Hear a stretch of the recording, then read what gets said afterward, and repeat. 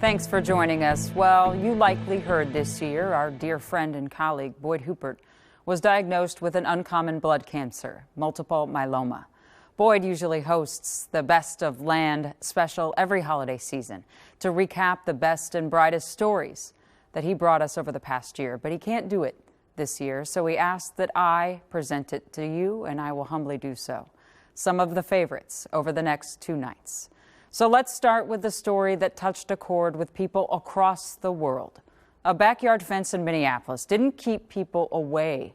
It brought together Benjamin and Mary, who forged a beautiful friendship. 2 houses separated by a fence. Benjamin Olson in one, Mama. just turned 2. You knocked the tower down. Mary O'Neill in the other, just shy of 100. This is Yahtzee. For more than a year, both found themselves pandemic prisoners. A lot of just us in this house. I'm playing against myself. He has never really had any other friends. Until Mary and Benjamin Hi, Benjamin. found each other. Give it a kick. Here comes the rainbow. Woo! Here comes.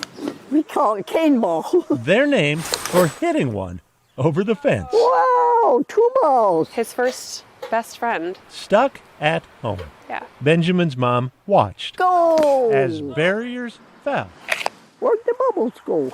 and a friendship Woo! blossomed. Ooh, bubbles, bubbles. Those old Tonka toys? Mary said that she had these trucks for Benjamin. My son's, he passed away. So they've been sitting down in the basement for years and years. Mary also lost her husband 37 years ago.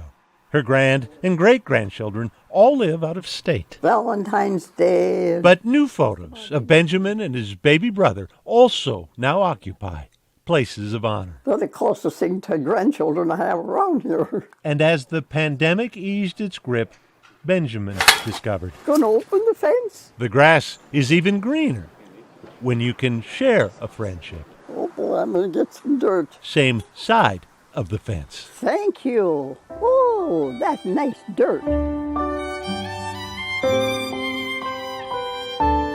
Days passed during the course of the year when their yards remained empty. I missed them, missed seeing them when it was too cold for them to come out or when it was raining. Over the top. Yay! When she said that she misses him, I had never known that.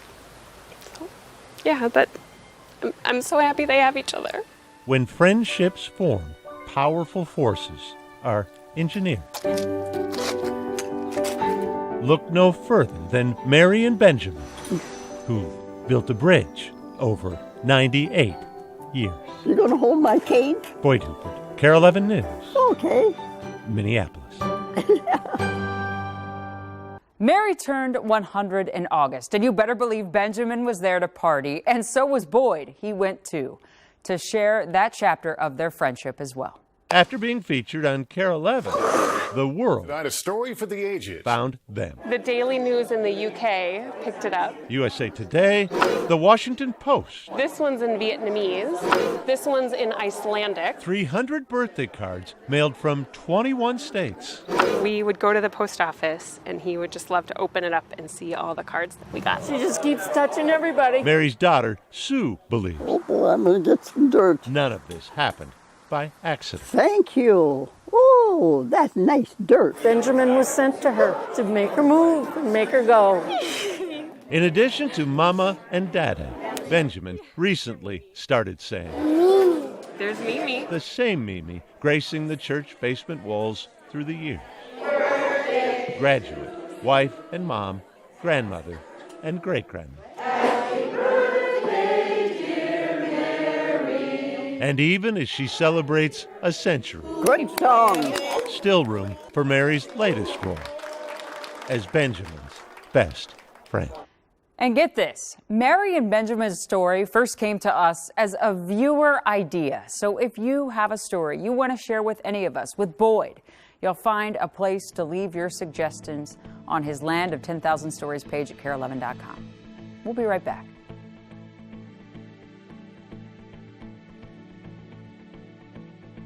Welcome back to the best of Boyd Huppert's Land of 10,000 Stories. If you have ever been to the Mayo Clinic in Rochester, you may have noticed people playing the piano in their grand atrium. It can have quite the impact on patients, their families, and visitors. So much so, it actually changed the course of one woman's life. So, George, where are you from? Nursing has a rhythm. 1, 2, 3. I'm a staff nurse, radiology staff nurse. Janeda Benson waltzed into the Mayo Clinic 3 years ago, a brand new nurse, Have you had a CT scan before? but with previous experience on the keys.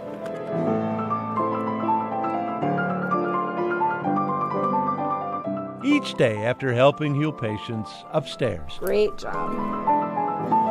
Janeda gives life to the atrium, 3 stories down. Janeda began playing at age 4. By her 20s, she'd earned a master's degree in piano performance. At home, in concert halls, till the Michigan musician changed course when her father was diagnosed with stage 4 liver cancer. Here, for surgery and chemo, Janeda and her dad often found themselves among the patients stopping to listen to the Mayo's volunteer piano players. It just gives you hope. And I wanted to do that for others. What if Janeda could combine 2 disciplines? First goal reached when Janeda earned her nursing degree. Perfect. Second, We're going to turn this way. when she applied and was hired at Mayo. And third, There we go. when Janeda finished work and played. It has become my concert hall. That's George Josenhans and his wife Martha listening to the nurse who 2 hours earlier prepped George for his cancer scan. Unbelievable. Here from Illinois, clinging to hope We'll be married 60 years. and each other. This music always makes you feel better. That's care and music. That really is. And it's medicine. Yeah. That is medicine. To Janeda, it's even more. As I'm playing, I pray for each one of them. And I ask that God will bless them going through what they're going through. Janeda thinks often of her father standing in this very space, having been given 2 to 3 months to live. 8 years later, Verlin Benson is back at Mayo, cancer-free, for a check-in on his health and his daughter. It's just wonderful. That to me is better than Carnegie Hall. An unfair comparison, really, because no musician at Carnegie Hall has ever started her day with a better warm-up. Well, in times like this, we could all use some comedic relief.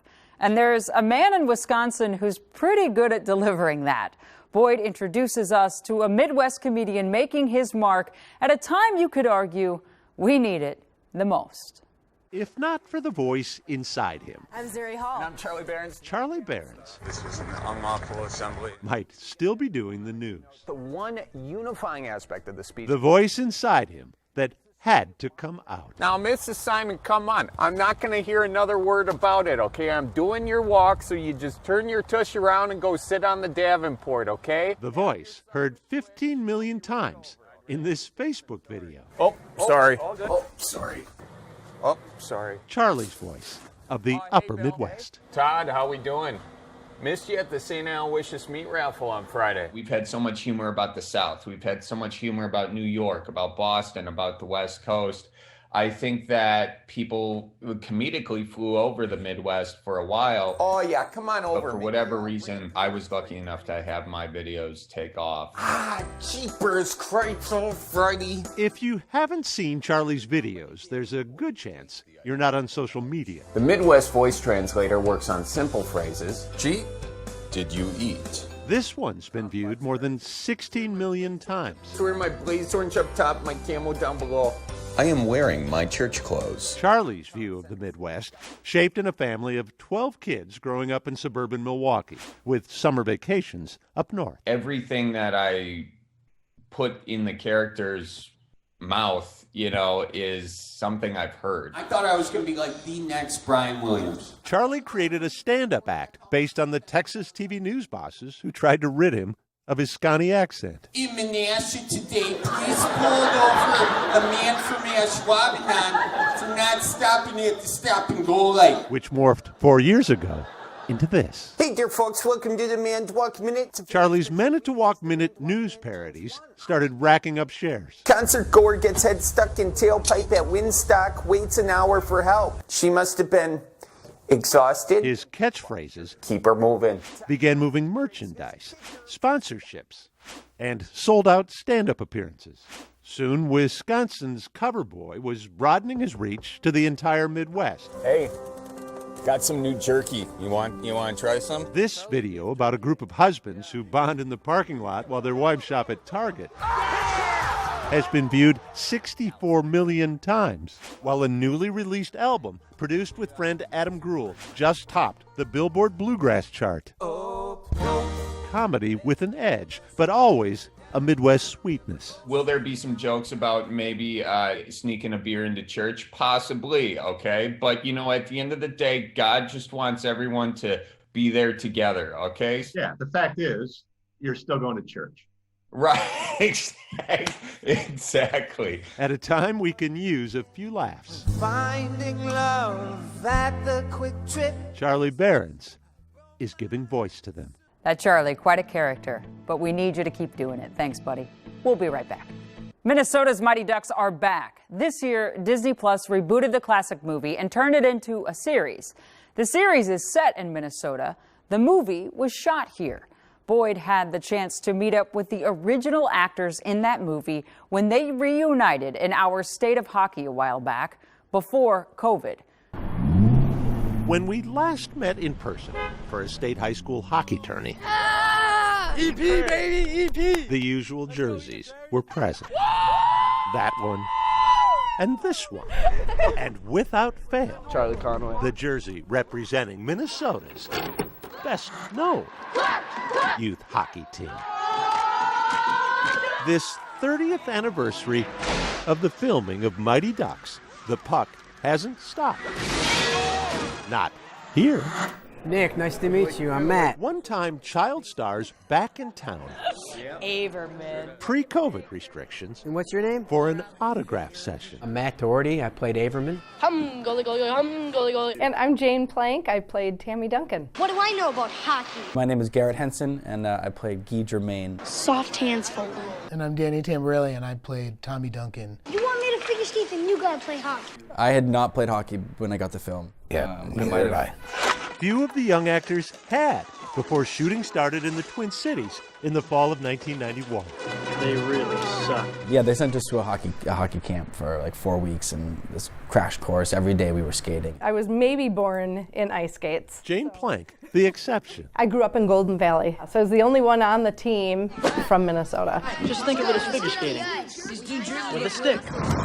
All recall vividly Minnesota's 91 Halloween blizzard. Like as a 9-10-year-old kid from New Jersey, I was just like, how do people do this? Yeah, I was coming from California, so I mean, yeah. I didn't know that cold could hurt. While none envisioned what their Minnesota-made film would become. I don't know what you're doing. I don't think we knew we were making Mighty Ducks. It was like, they're giving me a breakfast burrito, you know what I mean? Yet 3 decades later, and what's your name? Here they are. At least 500 times I've seen the movie. I'm excited. Super geeking out a little bit. Amber Andrus can tell you every shooting location. Mickey's Diner. This is it, right here. New Hope's Ice Arena. Mall of America. For me, there are a lot of folks that represent kids like me when I was growing up in Minnesota. What's your name? Brittany. Brittany, Matt, nice to meet you. There's a certain age group. I would say the 25 to 40 crowd are the most like, oh. Mighty Ducks, quack, quack, quack. But the Ducks are also transitioning to a second generation. Y'all know Adam Banks? Is he really the real Adam Banks? Ethan Comer couldn't believe who he was seeing. From the real Mighty Ducks movie. Across the table. It's been a couple years. I'm getting old. Actor Vincent LaRusso. isn't surprised that a ragtag team of skaters turned champs still captivates. I think underdog stories endure. 2 sequels followed, after which several of the actors continued skating on their own. I loved it. I loved it. It became my sport. Exactly right. I played beer league hockey on Wednesday nights with my guys, and like the only reason I'm on the team is because I'm a duck. Grown, but still ducks. Thank you so much. To fans, still flocking. Quack, quack. In case you were wondering, the Mighty Ducks films did in fact inspire the name for the NHL franchise, the Anaheim Ducks. That's the lasting impact for sure. We'll be right back. While the pandemic has caused great harm to people and their livelihoods, there are some silver linings we've begun to notice. Here's one. What's going on in Warroad, Minnesota, where COVID restrictions inspired the birth of a new winter attraction. Kids in Warroad don't arrive in the world with their skates already laced, but almost. I was born to skate, my mom said. Anderson Meyer's birthright. Growing up in Hockeytown, USA. Yep. Till hockey went away. They said that we can't go skating. Couldn't skate at the start of hockey season when COVID shut down Warroad's arenas. News Hockeytown, USA didn't take standing still. No indoor rinks, no problem. Warroad just cut its own path. 21 feet wide, snaking through town on the Warroad River, an ice path 2.5 miles long. We're in Hockeytown, USA, so go big. As Jared Olafson tells it, this started with a slew of COVID-inspired outdoor ice rinks. I have a rink in my backyard on the river. My brother has a rink in his backyard on the river. And then the neighbor has a rink. And one day, the neighbor's daughter said, "Can you connect our rinks? There's no school, there's no hockey. Connect the rinks." So we connected the rinks and decided, why even stop? Keep going. And after going and going and going, people started coming. 20 years since I've had skates on. We had to get them out and get them sharpened, and we're going to give it a whirl. Can you try 10.5? Yeah. Skate rentals at Docks Harbor Inn. Food stands. Bonfires. It is bringing people together. It's been huge for our community. And all it took was a global pandemic to remind Warroad of the winter resource running right under its nose. We happen to have a place right on the river here all day, nonstop, from right away in the morning all the way until the sun is setting. Weekly, volunteers man fire hoses to keep the massive rink smooth. She said, let's do it. While Sam Goulet is among a team of high schoolers that helps tend to the daily brushing. All of which inspired Steve Christensen. 65 was the last year I played.